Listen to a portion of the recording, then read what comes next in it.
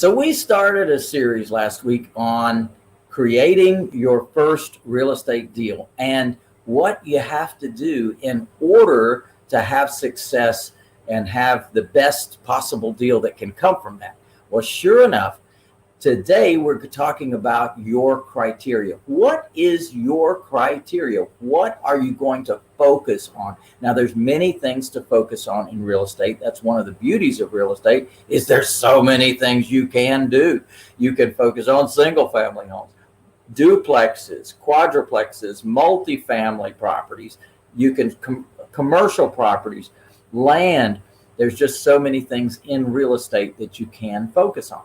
Now, if you're like me, you like income producing properties that are going to produce income every month, month after month. Well, land doesn't do that, and developing property does not do that. Building homes does not do that. But in our world, when you purchase a property that's already existing and you can put one of your clients into that property, well, now you have hit nirvana.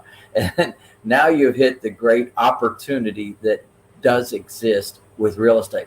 So we're so pleased that we have the chance to share with you that ideas of criteria, because criteria is several things. The criteria of the types of property you're going to buy, as well as the location that you're going to buy it. Well, another criteria can be, and one of the things I teach is to build your target market within 5 miles of where you live. So literally, for most people, depending on the population of your area, there's plenty of deals that can happen right in a geographic area.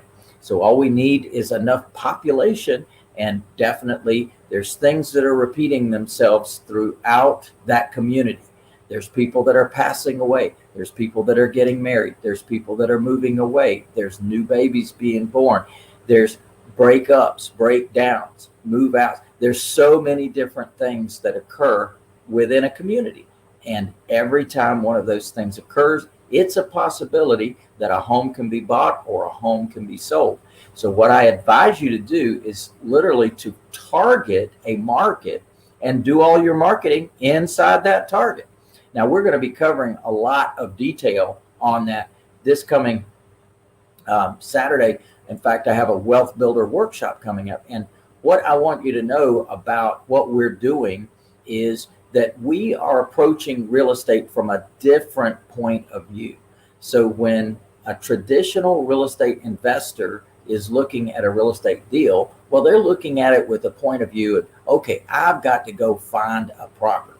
And then once I find that property, then I've got to go find a contractor.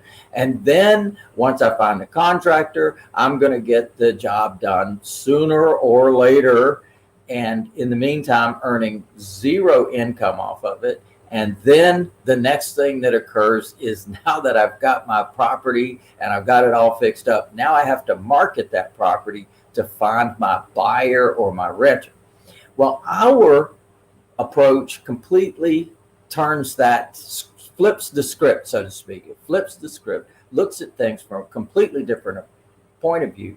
Where is the buyer? Let's find a buyer. Let's find a buyer when? First, let's not only find a buyer first, let's find a lot of buyers. In fact, let's create an inventory of buyers. And when we create that inventory, they have some of the down payment or all of the down payment, or they're willing to do some work in exchange for some credits towards the necessary down payment. So all of that to say that first thing we do is turn on our marketing machine. We bring those customers in, we vet them, we determine exactly where they're at financially, how much money they have to work with, how much they can afford on a monthly basis. And then we go find a property for them. A, in inventory, or B, a whole new property that we have is not in inventory yet.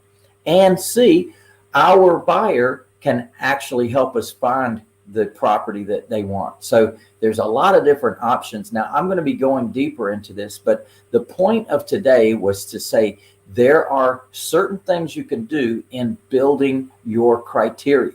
So that is, what type of property you're going to focus on, A, what location you're going to focus on, B, and then what method you're going to focus on.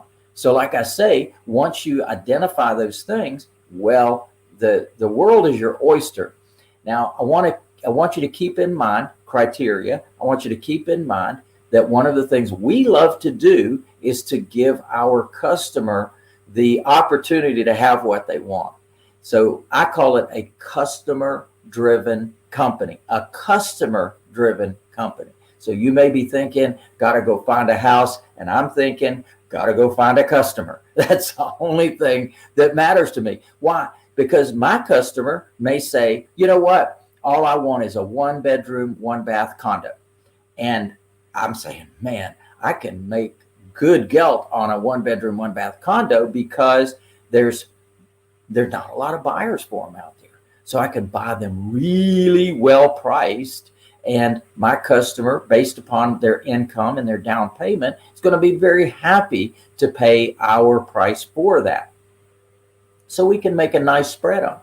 Well, I would have never bought that 1-bedroom, 1-bath condo if I didn't have that customer for it.